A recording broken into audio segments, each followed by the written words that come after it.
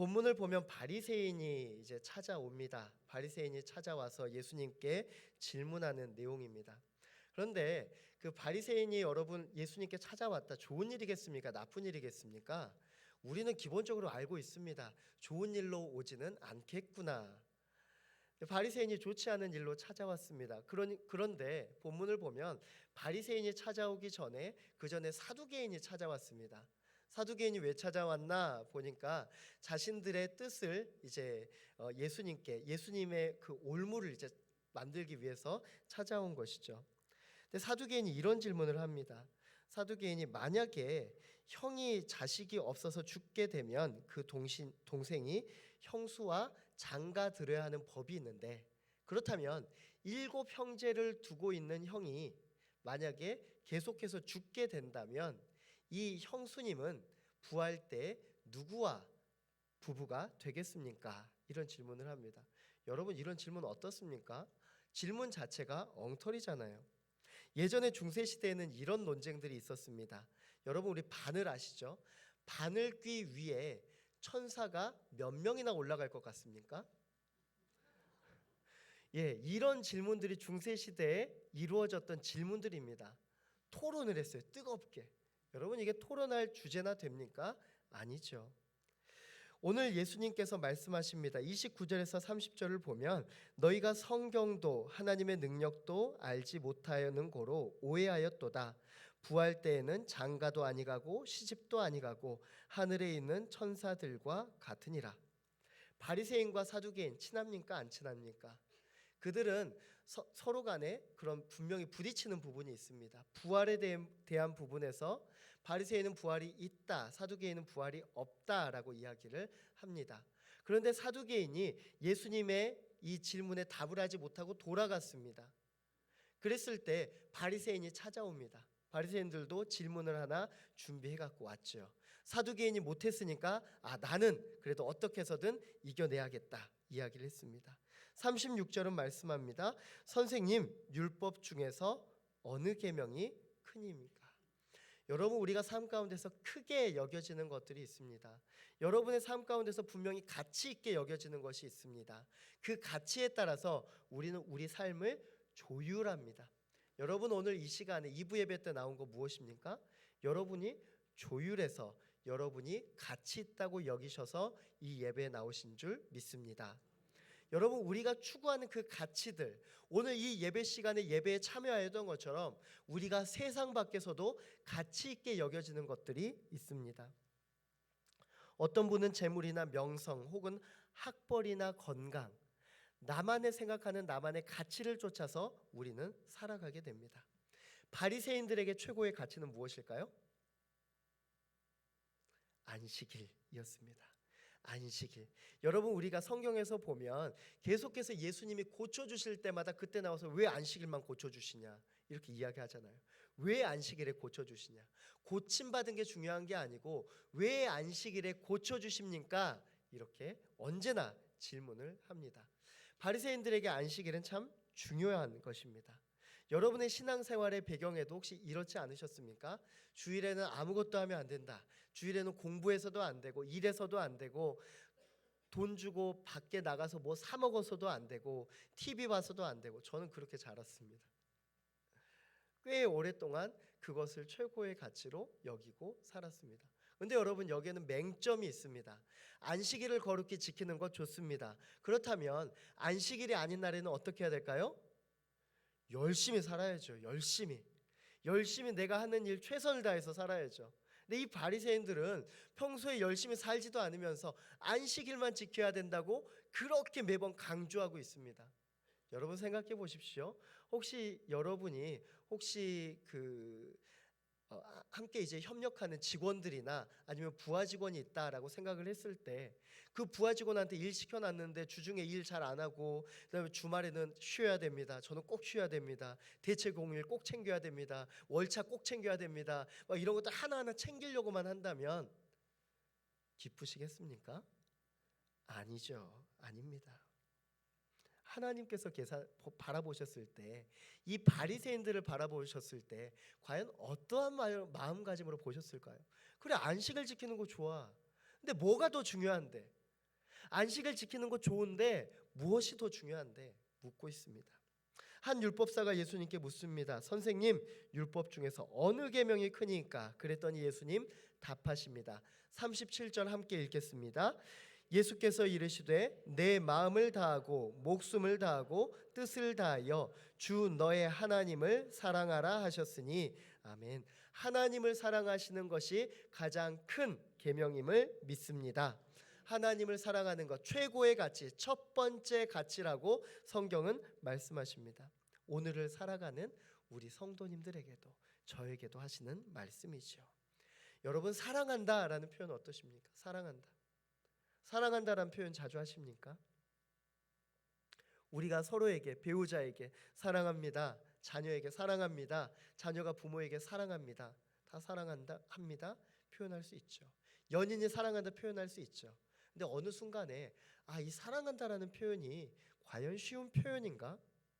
하나님의 사랑을 알고 난 다음에 사랑이라는 것은 최소한 이 정도 돼야지 사랑한다라고 이야기할 수 있지 않는가?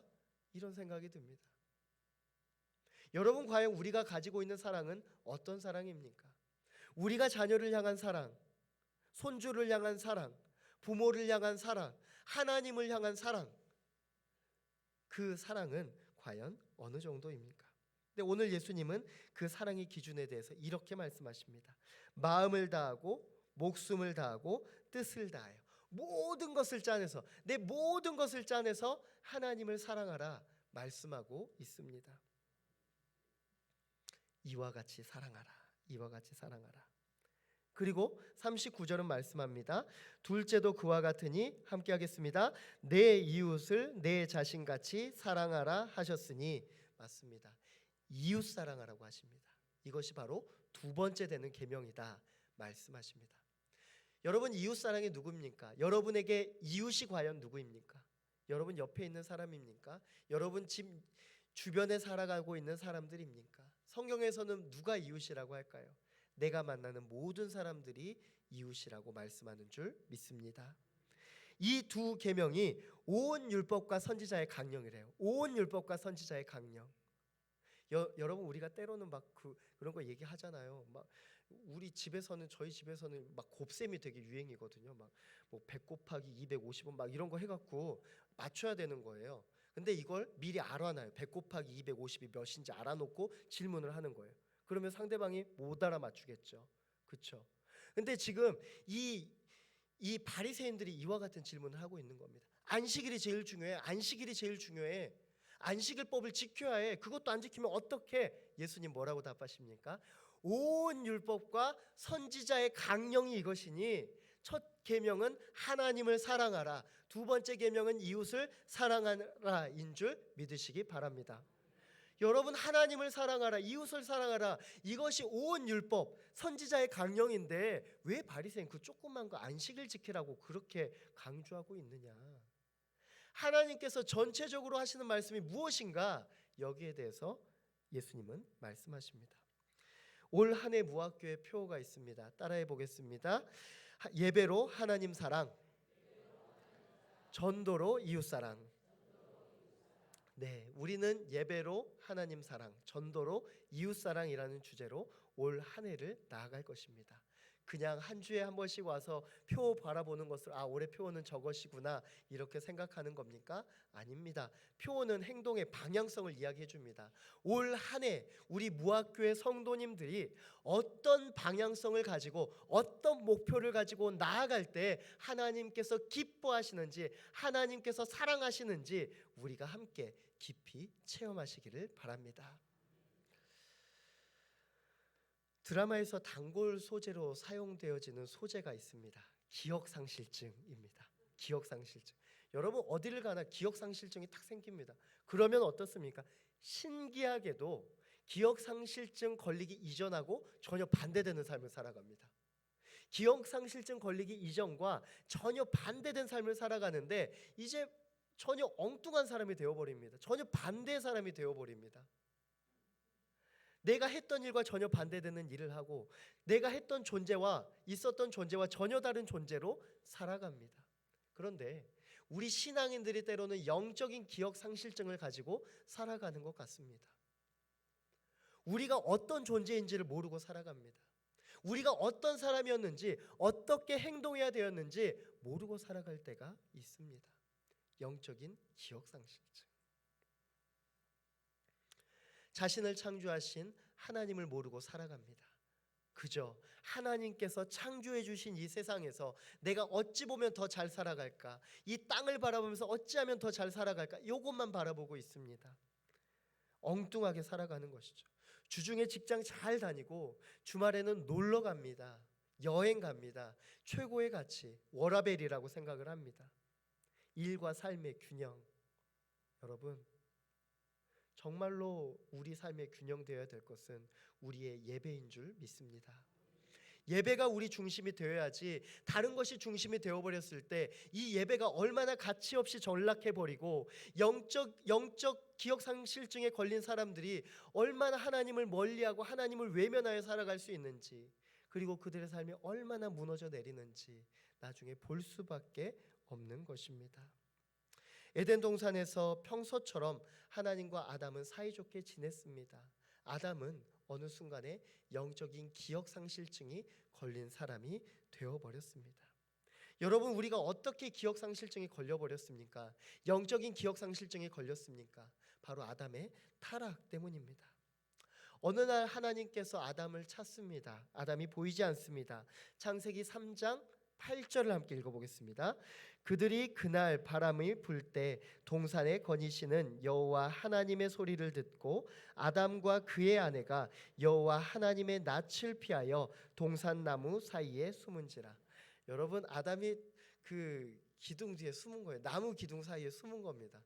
하나님이 아담을 보시겠습니까? 안 보시겠습니까? 보시겠지요. 어디 있는지 아시겠지요. 저 기둥 뒤에 숨어 있는 것 아시겠지요. 그런데 하나님께서는 아담을 부릅니다. 뭡니까? 나와라. 어디 있니? 나와라. 내 앞으로 나와라. 그 자리가 어떤 자리였는지 아십니까? 하나님과 아담이 매 순간 만나는 자리, 매 순간 예배하는 자리. 하나님께서 그곳에 계실 때 언제나 아담은 그 가운데서 하나님을 예배하였던 장소입니다. 하지만 죄를 저지르자 그 예배의 장소에서 이탈해버립니다. 하나님께서 부르셔도 나타나지 않습니다. 영적인 기억상실증에 걸린 존재가 되어버렸습니다. 어디로 향합니까? 결국에는 에덴 동산 밖으로 추방되어져 버렸습니다.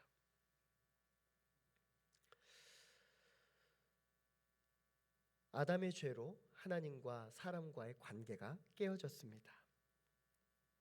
하나님을 우리는 온전히 잊어버렸습니다. 세상에서 하나님을 잊고 살아가는 사람들, 여전히 영적 기억상실증에 걸린 사람들이 참 많습니다. 웨스트민스터 소유리 문답 제1문항에 보면 이렇게 질문합니다. 사람의 제일 되는 목적은 무엇인가? 사람의 제일 되는 목적은 무엇인가? 따라해 보겠습니다. 하나님을 영화롭게 하고 하나님을 영원히 즐거워하는 것입니다. 네, 하나님을 영화롭게 하고 하나님을 영원히 즐거워하는 것이 바로 우리 사람의 제일 된 목적입니다. 그 목적이 예배인 줄 믿습니다. 하나님께서 가장 기뻐하시는 게 예배입니다. 하나님께서 만드신 모든 피조물은 하나님의 기쁨을 위해서 존재합니다. 그 기쁨을 위해 존재한 사람들, 예배드려야 마땅한 사람들이 예배드리지 않을 때 사람들은 어떤 마음일까요? 하나님의 마음은 어떨까요? 찢어지지 않을까요? 하나님의 임재 연습이라는 책으로 우리에게 유명한 로렌스 형제라는 분이 계십니다. 이분이 이제 죽을 병에 걸렸습니다. 맥박이 점점 약해집니다. 그리고 이제 죽음을 앞둔 상황 가운데 한 사람이 찾아옵니다. 이렇게 묻습니다. 지금 무엇 하고 계십니까? 그랬더니 로렌스 형제가 답합니다. 저는 지금까지 계속했던 40년 동안 계속했던 일을 하고 있습니다. 그리고 저는 이 일을 멈추지 않고 영원히 할 것입니다. 다시 한번 질문합니다. 그 일이 과연 무엇입니까? 로렌스 형제가 답합니다. 바로 예배하는 일입니다.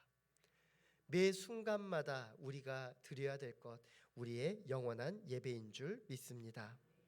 우리 하나님께서는 우리의 간절한 예배를, 영원한 예배를 받기 원하시는 줄 믿습니다.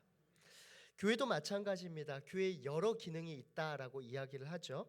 교회의 5가지 기능을 예배와 교육, 교제와 봉사, 그리고 선교라고 이야기를 합니다. 여러분, 이 5가지 중에 여러분이 좋아하는 건 무엇입니까? 이 5가지 중에 여러분이 즐겨하는 것들, 교회에 꼭 있어야 된다라는 것들 무엇입니까? 모든 것이 하나님의 나라와 하나님의 백성을 위한 것입니다. 하지만 망각하지 마십시오. 그 첫 번째가 예배인 줄 믿으시기 바랍니다. 교회의 목적은 예배인 줄 믿습니다. 예배가 없어서는, 예배가 없다면 그것은 더 이상 교회가 아닙니다. 제가 청소년 집회를 청소년들 담당할 때입니다. 그 당시에 청소년들이 참 많이 있었습니다. 중학생이 한 400명, 고등학생이 한 300명 정도 있습니다. 그리고 연합 집회가 간간히 있었습니다. 연합 예배로 드려질 때 700여 명의 형제들이 딱 모여서, 형제자매들 모여서 예배를 드립니다. 얼마나 즐겁겠습니까? 여러분, 스포트라이트를 엄청 받습니다. 카메라 몇 대가 돌아갑니다. 그런데 저만 비출까요? 아닙니다. 옆에 있던 찬양팀들이 있습니다. 찬양팀들이 거의 한 20명 이상 쫙 되는데, 그 찬양팀들이 찬양할 때마다 카메라가 얼마나 빠르게 돌아가는지 모릅니다. 화려해요. 막 눈물 흘립니다. 앞에 있는 청소년들 일어나서 막 손 들고 찬양합니다. 대단해요. 저도 막 은혜를 받습니다. 여러분, 찬양 끝나면 그 다음 순서가 뭡니까? 말씀 순서죠. 말씀 순서대로 제가 올라옵니다. 근데 찬양팀이 안 보여요. 찬양팀이 안 보여서 묻습니다. 어디 갔냐고. 없어요. 어디 갔냐고. 밖에 나가 있어요. 뭐 하나 보니까 화장을 고치고 있습니다. 화장 고치고 있어요. 뭡니까? 자신의 순서는 끝난 거예요. 자신의 예배의 순서는 끝난 겁니다. 나의 예배의 순서가 끝났을 때 말씀은 자신의 순서, 예배의 영역으로 생각하지 않는 거예요. 그리고 그들의 예배를 준비합니다. 그들의 예배가 뭔지 아세요? 말씀 끝나고 다 같이 다시 찬양할 때 그때 이쁜 모습으로 나오기 위해서 화장하고 있는 거예요. 오늘 우리의 예배는 어떻습니까, 여러분? 교회 봉사를 하다 보면 예배 놓칠 때 있습니다. 예배 늦을 때 있습니다. 예배가 습관화될 때가 있습니다. 제가 여러 교회에서 신앙생활 하는데 공통적으로 드러나는 특성이 있더라고요. 어떤 분들은 1시간 일찍 오십니다. 일찍 오셔서 기도한 분은 계시고요. 일찍 오셔서 교제하는 분 계십니다. 그리고 예배 정시에 오시는 분 계십니다. 그리고 설교 시작하기 전에 오시는 분 계십니다. 그리고 설교 마치고 난 다음에 가시는 분 계세요. 그리고 축도 시작하기 전에 나가시는 분 계십니다. 전화 통화하면서 갑자기 벨소리가 나면 전화 통화하러 나가시는 분 계셔요. 제가 한번 물어봤습니다. 그 일찍 나가시는 분한테, 아니 왜 이렇게 일찍 나가세요? 차를 빼줘야 된대요. 아, 그렇구나. 더 정확히는 붐비기 전에 사람들 몰리기 전에 빨리 차를 빼서 집에 가고 싶어하는 마음이겠죠. 여러분, 제가 지금 이렇게 하나하나 말씀드린 것은 그 사람 있지, 1시간 전에 오시는 분 계시지, 딱 맞춰서 오시는 분 계시지, 먼저 가시는 분 계시지, 늦게 오는 분 계시지, 이걸 판단하라고 말씀드린 게 아닙니다. 오늘 나의 모습을 비추어 볼 때 나의 오늘 예배는 어떤가라는 이 질문을 드리고 싶습니다. 상대방이 어떤 상황 가운데 나가는지 모릅니다. 얼마나 급박한 상황에서 나가는지 모릅니다. 어떤 일이 있어서 늦게 온지 모릅니다. 그분들 상관하지 하라는 것이 아니고, 오늘 내가 이 자리에 있는 목적, 내가 오늘 이 자리에서 예배드리는 그 이유, 내가 오늘 예배에 갖고 나온 그 마음은 어떤지, 그걸 우리가 한번 보자라는 이야기입니다. 여러분에게 예배는 어떠십니까? 친밀합니까? 기꺼이 빨리 나오고 싶습니까? 아니면 빨리 마치 우리의 신앙생활의 보험처럼 주일 낮 예배는 꼭 드려야지, 이런 마음으로 나오십니까? 하나님과의 관계가 멀어진 이유는 우리의 죄 때문이었습니다. 그 죄 때문에 우리가 하나님 앞에 나올 수 없었고 예배할 수 없었습니다. 그런데 예수님이 오셔서 모든 우리의 죄를 씻겨주시고 예배의 길을 회복해 주셨습니다. 하지만 여전히 우리가 예배드리지 못하고 있는다 생각한다면 그것은 과연 누구의 문제입니까?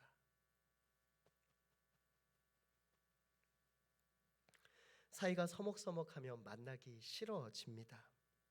하나님과 사이에 서먹서먹해지면 누구 손해일까요? 내 손해입니다. 내 손해. 우리 손해죠. 우리 손해입니다. 우리와의 관계에서 예배는 아주 자연스러워져야 됩니다. 나도 모르게 예배 시간이 되면 저절로 막 나와줘야 돼요. 새벽 기도 시간이 되면, 새벽 기도에 잘 나오신 분들 계시잖아요. 새벽 시간 되면 이제는 알람 안 맞춰도 어느 순간에 일어나실 거예요. 그 시간만 되면 자연스럽게 일어나서 준비하고 나오실 겁니다. 무엇입니까? 내 마음 가운데 예배가 당연하고 예배가 선택이 아니라 하나님과의 관계성 가운데 당연히 이루어져야 될 것이라고 그렇게 생각하고, 여러분들도 이 자리에 나온 줄 믿습니다. 예배는 선택이 아닙니다. 예배는 우리의 신앙생활 가운데 필수입니다. 그렇다면 예배는 하나님 우리가 예배 드립니다 이러면 하나님께서 예배 받아주시는 건가요? 여러분, 아닙니다. 하나님께서 예배를 받으셔야 그것이 예배가 되는 겁니다. 내가 아무리 예배를 올려드려도 하나님께서 예배 받지 않으시면 그것은 예배 안 드린 것이죠. 남동생이 어느 날 영어 이름을 지어갖고 왔습니다. 외국에 나가야 되는데 영어 이름이 필요하다라는 거예요. 그래서 그래, 뭘로 지었니? 제가 답을 듣고 제가 동생을 막 때렸어요. 아벨로 지어갖고 온 겁니다. 제가 가인이 됐어요. 순식간에. 순식간에 가인이 돼갖고 저도 모르게 공격성이 생기더라고요. 여러분, 가인과 아벨의 제사를 우리가 잘 압니다. 가인과 아벨의 제사. 아벨의 제사는 받으셨고 가인의 제사는 받지 않으셨습니다. 가인의 예배에 문제가 있었던 것이죠. 그렇다면 여러분, 우리는 어떻게 해야 됩니까? 아벨한테 가야 됩니다. 아벨한테 가서 물어봐야죠. 어떻게 네 예배는 받으셨니? 어떻게 예배를 드리셨는데 하나님께서 받으셨을까? 물어봐야죠. 그런데 어떻습니까? 가인은 하나님을 미워합니다. 내 예배 왜 안 받아주세요? 싫어합니다. 그리고 오히려 아벨을 죽입니다. 하나님과의 관계가 끊어지자, 하나님과의 예배가 회복되지 못하면 다른 관계도, 사람과의 관계도 무너지게 되어버렸습니다. 레위기 10장에 기록된 나답과 아비후의 제사가 있습니다. 하나님 앞에 다른 불을 들여서 죽게 되었죠. 여러분, 다른 불이 무엇입니까? 불의 성분은 똑같은데 어느 불이면 어떻습니까? 꼭 화로대에 있는 불을 드려야 됩니까? 성냥불도 괜찮고 라이터 불도 괜찮고 가스레인지 불도 괜찮고 불이면 되지 않습니까? 그런데 레위기 10장에서 하나님은 이들의 예배를 받지 않으셨습니다. 왠지 아세요? 다른 불 때문일까요? 저는 아니라고 생각합니다. 다른 마음 때문이라고 생각을 합니다. 변질된 마음이, 그 변질된 마음을 하나님께서 받지 않으신 거라 생각합니다. 요즘 방송을 통해서, 인터넷 방송을 통해서 우리가 많은 찬양대의 찬양을 보게 됩니다. 참 너무나 잘해요. 너무나 멋집니다. 화려합니다. 그 찬양에 열광합니다. 그리고 때로는 그 교회를 찾아갑니다. 이런 교회에서 예배드리고 싶다. 찾아갑니다. 이런 교회에서 예배가 드리고 싶어서 우리는 다양한 방법으로 좋은 교회를 찾습니다. 건물이 좋은 교회, 그리고 어떤 사람들이 모여 있는가, 그 사람들을 보고 교회를 찾습니다.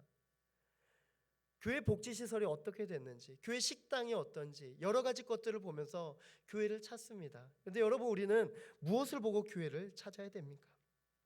하나님께서 과연 좋아하시는 예배가 무엇일까요? 그것은 교회에 있지 않습니다. 그 답은 바로 나에게 있습니다. 요한복음 4장 24절을 우리가 함께 보겠습니다. 하나님은 영이시니 예배하는 자가 영과 진리로 예배할지니라. 우리 두 손을 가슴에 한번 대보세요. 다시 한번 따라해 보겠습니다. 하나님은 영이시니 예배하는 내가 영과 진리로 예배할지니라. 아멘. 네, 맞습니다. 오늘 우리의 다짐이, 오늘 우리가 예배를 대하는 자세가 하나님은 영이시니 예배하는 내가가 되어야 됩니다.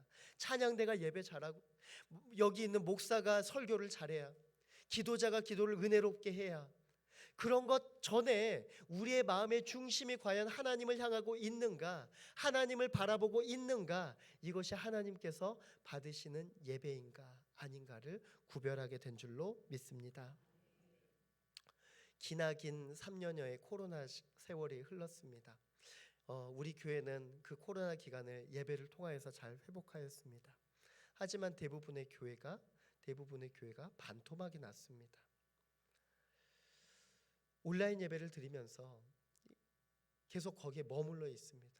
여전히 온라인 예배를 드리고, 이제는 몸이 약해져서 교회 나오지 못하고, 이제는 신앙이 약해져서 예배 드리지도 않습니다. 이 자리에 계신 분들은 솔직히 대단하신 분들입니다.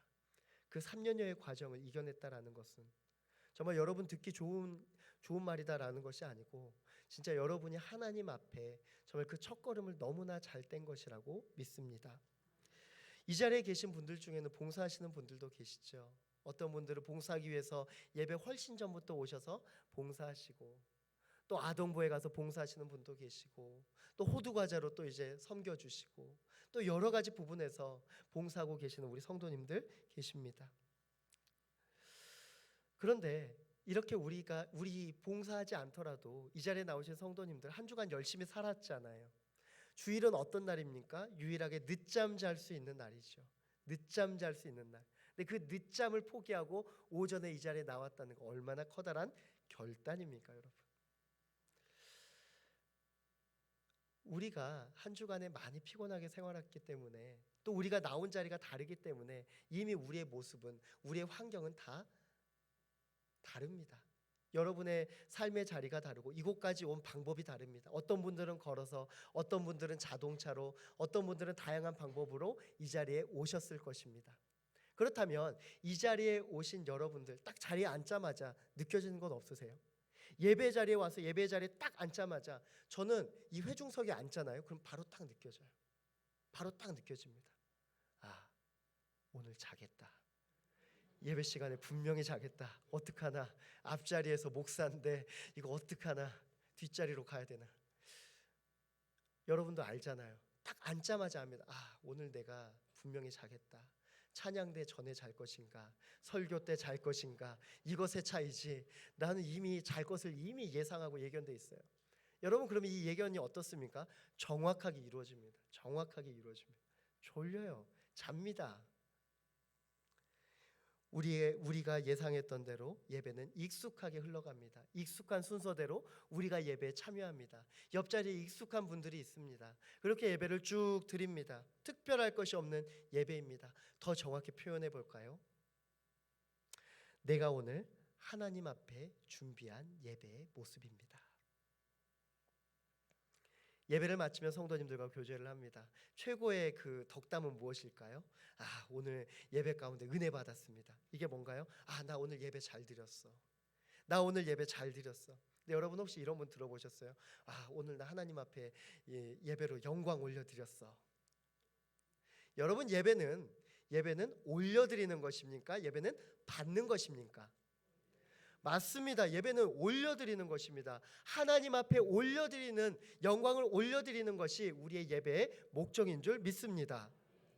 우리가 예배 자리에 나왔는데 계속해서 땅에 떨어지는 것만 봐요. 이 앞에 놓여져 있는 것, 내가 뭘 가져갈 것인가, 은혜 빨리 주십시오, 떨어지는 은혜를 잡으려고 그래요. 근데 여러분, 우리의 예배의 목적은 하나님 앞에 영광 올려드리는 것인 줄 믿습니다. 그랬을 때, 하나님 앞에 영광 올려드렸을 때 하나님께서 그 예배를 온전히 받으시고 우리에게 내려보내 주시는 것이 은혜인 줄 믿습니다. 그렇습니다. 그렇기 때문에 우리가 은혜를 사모하는 거예요. 근데 때로는 그 앞에를 놓쳐버려요. 놓치고 은혜만 받아야지. 먼저는 우리가 영광을 올려드리는 것입니다. 예배는 교회 공동체가 할 수 있는 최고의 행위입니다. 교회 본질과 존재 이유도 마찬가지입니다. 예배입니다. 설교는 하나님이 누구신지, 그리고 하나님께서 어떤 일을 우리를 위해서 행하셨는지, 그리고 오늘 살아가는 우리가 어떤 일을 행해야 되는지 선포되는 자리가 바로 설교입니다. 찬양은 무엇입니까? 하나님께 우리의 모든 마음과 목소리를 향해서 하나님 앞에 올려드리는 것, 올려드리는 것이 바로 찬양입니다. 기도는 우리의 잘못을 인정하고 용서를 구하면서 하나님께서 주시는 은혜를 갈급하는 것입니다. 이것이 바로 교회에서 드리는 우리의 예배인 줄 믿습니다. 분명한 것은 우리가 그 첫 번째 예배의 현장에 와 있다라는 것이죠. 예배의 현장, 예배의 현장. 이것이 바로 우리의 신앙생활의 첫걸음입니다. 우리가 드리는 예배, 그렇다면 여기에서 드리는 현장에서 드리는 예배, 여러분 출석 체크만 하면 되나요? 여러분 교회에서 제가 딱 보고 여러분들 오셨네요. 자, 잘 됐습니다. 오늘 예배 성공적입니다. 이렇게 하고 끝나면 될까요? 이제부터가 시작이죠. 이제 우리가 드려지는 예배가 영적 예배가 되어야 되는 줄로 믿습니다. 오늘 이 예배를 하나님께서 받으시고 예배 가운데 성공하였을 때 우리는 또 다른 예배로 나아가게 됩니다. 이제 우리가 이 현장의 예배에 참석하여서 영적 예배로 이렇게 올려드렸을 때, 우리의 모든 것들을 올려드렸을 때 우리가 또다시 드려야 되는 예배가 또 있습니다. 따라해 보겠습니다. 삶의 예배. 맞습니다. 예배는 구약시대 제사에서부터 시작되었습니다. 로마서 12장 1절은 이렇게 말씀합니다. 함께 읽겠습니다. 그러므로 형제들아 내가 하나님의 모든 자비하심으로 너희를 권하노니. 아멘. 그러므로로 시작합니다. 로마서 1장부터 11장까지가 뭐냐면 바로 예배에 대해서 말씀하십니다. 우리가 어떤 예배자가 되어야 되는가, 어떻게 우리가 살아가야 되는 예배자로 서야 되는가, 복음에 대해서 이야기를 하고 있습니다. 이 복음에 대해서 쭉 흡수를 했어요. 그럼 12장부터는 바로 우리가 예배자로 어떻게 살아가야 되는가, 복음을 가진 자로 어떻게 살아가야 되는가 말씀하고 있습니다. 그것이 바로 삶의 예배. 우리 무학교의 성도님들이 오늘 예배 이후로 삶 가운데 나가서 드려야 되는 예배가 삶의 예배인 줄 믿습니다. 로마서 8장 38절에서 39절은 말씀합니다. 함께 읽어보겠습니다. 내가 확신하노니 사망이나 생명이나 천사들이나 권세자들이나 현재일이나 장래일이나 능력이나 높음이나 기쁨이나 다른 어떤 피조물이라도 우리를 우리 주 그리스도 예수 안에 있는 하나님의 사랑에서 끊을 수 없으리라. 아멘. 절대 끊을 수 없다라고 말씀하십니다. 여러분, 하나님께서 선택하셔서 그냥 우리가 사랑받을 만한 짓을 해서 그래 너 사랑해줄게, 더 사랑해줄게, 이 사람보다 이 사람을 더 사랑해줄게, 그게 아니고 하나님께서 불러주셔서 사랑해 주시겠다라고 약속해 주시고 그 사랑의 줄을 절대로 끊지 않으시겠다고 약속하여 주신 줄 믿습니다. 그 사랑받은 자가 우리입니다. 여러분, 사랑받은 자가 사랑할 수 있습니다. 그 사랑하는 것이 무엇이라 했습니까? 예배인 줄 믿습니다. 예배로 우리가 하나님을 사랑합니다.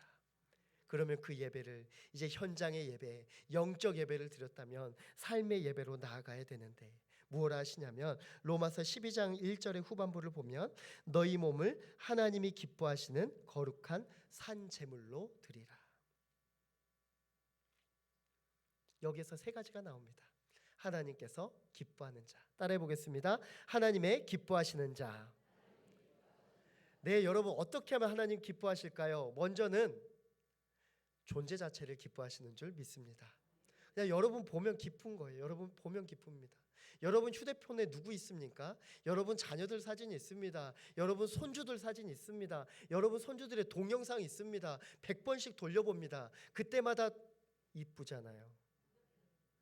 여러분, 그 이쁜 손주가 여러분과 한 일주일 동안만 살아간다 생각해 보십시오. 이쁩니까? 행동은 이쁘지 않아요. 하지만 존재 자체는 얼마나 이쁩니까? 우리가 때로는 안 이쁜 행동을 합니다. 하나님 앞에서 안 이쁜 행동을 해요. 하지만 먼저는 하나님께서 우리의 존재 자체를 사랑하여 주신 줄로 믿습니다. 그랬을 때 우리가 꼭 기억해야 되는 것, 우리가 먼저 사랑받을 존재가 아니었다라는 것이죠. 죄의 종이었습니다. 그런 그 죄의 종을 하나님의 자녀로 삼아주신 줄로 믿습니다. 그 사랑의 마음을 갖고 있어야죠. 두 번째입니다. 거룩한 자가 되자. 거룩한 자가 되기를 축복합니다. 여러분, 우리가 첫 번째는 하나님의 기뻐하시는 자가 됐다면 이제는 하나님의 거룩한 자가 되자. 여러분, 이거 좀 무게감이 있잖아요. 거룩함이라는 것 자체가 커다란 무게가 있습니다. 그냥 그리스도인으로서만 살아가면 좋겠는데 왜 이 거룩함의 무게를 나에게 주시는가? 레위기 19장 2절을 함께 보겠습니다. 너는 이스라엘 자손의 온 회중에게 말하여 이르라. 너희는 거룩하라. 이는 나 여호와 너희 하나님이 거룩함이니라. 아멘. 거룩은 정결한 백성을 이야기합니다. 정결한 백성. 그런데 하나님을 위하여서 산다라는 뜻도 있습니다. 거룩함. 그러니까 이 거룩함이라는 것은 죄의 문제에서 완전히 구별되었다 이것뿐만이 아니고 하나님을 위하여서 산다라는 고백이 있습니다. 그러니까 거룩하게 살아야 된다. 하나님의 거룩한 자로 살아가야 된다라는 것은 하나님의 뜻대로 살아가야 되는 줄 믿습니다. 하나님의 뜻대로 살아가야 된다라는 것. 그리고 마지막입니다. 하나님의 산 제물이 되어야 합니다. 하나님의 산 제물. 여러분 예전에는 제사를 살아있는 그 채로 하나님 앞에 올려드렸지요. 예수님께서 이 땅에 오셔서 산 제물로 우리를 위하여서 하나님 앞에 올림받은 줄 믿습니다. 그래서 우리가 하나님께 구원받은 자가 됐습니다. 그런데 우리에게 이제는 산 제물이 되라라고 말씀하십니다. 산 제물이 되라. 산 제물이 되라라는 것은 우리의 거룩한 삶을 온전히 받으시기를 원한다라는 것입니다. 우리의 거룩한 삶, 하나님의 뜻에 따라서 아름답게 우리의 삶이 귀하게 사용되어지기를 원하는 줄 믿습니다. 그 부르심이 바로 지금입니다. 로마서 12장 1절 다시 한번 보겠습니다. 그러므로 형제들아 내가 하나님의 모든 자비하심으로 너희를 권하노니 너희 몸을 하나님이 기뻐하시는 거룩한 산 제물로 드리라. 이는 너희가 드릴 영적 예배니라. 아멘. 우리의 예배는 아직 끝나지 않았습니다. 이제 현장의 예배, 여러분 이제 이 정도 되면 아시잖아요. 이제 설교 끝날 때가 됐나 보다. 이제 뭔가 마무리할 때가 됐나 보다. 맞습니다, 여러분. 정확하세요. 그러면 여러분 이제 우리의 예배가 끝나가는데 과연 이제 우리의 영적 예배가 끝나고 우리의 삶의 예배로 나아갈 때 어떻게 나아가야 되는가? 여러분께 도전드리고 싶은 것이 있습니다. 바로 우리가 먼저 예배의 현장을 사모하시기를 축복합니다. 여러분 예배 현장에 먼저 참여를 해야 영적 예배를 드리든 삶의 예배 드리든 하지요. 혼자서 집에서 영적 예배 못 드립니다. 여러분 내가 그냥 삶 가운데서 삶의 예배 드릴 수 있습니까? 못 드립니다. 하나님 앞에 현장 예배 나오지 못하는데 현장에서 예배 드리지 못하는데 어떻게 두 번째, 세 번째가 이어집니까? 여러분 현장 예배에 참여하게 돼야 되는 줄 축복합니다. 오늘 2024년 올 한 해 2024년의 그 첫 번째가 예배로 하나님 사랑입니다. 예배로 하나님 사랑. 이제 여러분들을 예배에 초청하고 싶습니다. 혹시 주일 예배만 다니셨던 분들은 수요일 저녁, 금요일 저녁, 그리고 강단 기도회, 그리고 매 새벽 기도회, 그리고 여러분들 구역 예배. 참 많은 예배가 있습니다. 예배는 몇 번 드리면 가장 좋은 예배일까요? 따라해 보겠습니다. 다. 여러분 중요한 것 아세요? 여러분 주일 예배도요. 누가 예배를 받으십니까? 수요 저녁 예배 누가 받으십니까? 금요 저녁 예배 누가 받으십니까? 강단 기도회 누가 받으십니까? 새벽 기도회 누가 받으십니까? 여러분 매 순간마다 예배 받으신 분은 하나님이신 줄 믿습니다. 여러분 하나님을 깊이 있게 만나는데 그 첫 번째가 현장 예배입니다. 조금 있다가 이제 광고 시간에 다시 한번 이 부분 말씀드릴 텐데요. 여러분의 삶 가운데서 현장 예배를 참여할 수 있도록 여러 가지 모습으로 도우려고 합니다. 그렇다면 딱 한 번 예배 드려도 그 예배의 여운이 남고 그 다음에 예배를 드리고 싶고 그리고 삶 가운데서 예배가 체험되었을 때 그 예배가 여러분의 삶 가운데서 하나님의 은혜 가운데 거하시기를 주님의 이름으로 간절히 축복합니다. 예배 드리는 자로 예배자로 오시는 여러분들에게 하나님의 특별한 축복이 가득하시기를 다시 한번 하나님께서 축복하시기를 원합니다. 다 함께 찬송가 42장 찬양하실 때 준비한 예물 드리겠습니다.